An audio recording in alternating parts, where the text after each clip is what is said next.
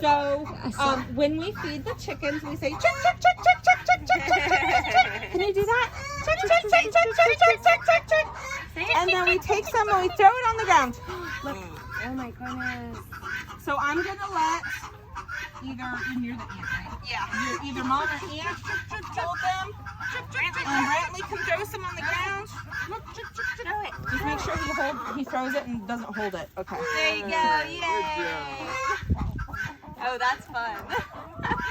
And they might go after his lollipop because it's red. Yep. Yeah, they've been already trying it. Whoa, good job. Oh, she's going after it. She said, I'm not waiting. Yeah, that's Peaches. She's our original lap chicken. Oh, look at this beautiful guy.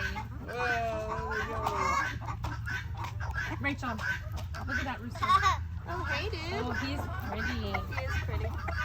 But you're gonna let the women walk all over you? That was all for you.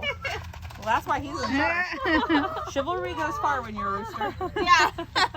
That's why Cannon is not in charge. He will walk on top of the girls to get to the food. Yeah. So. Dude, chowing it down. Wow, look at all those bud. feathers. Mom, do you see?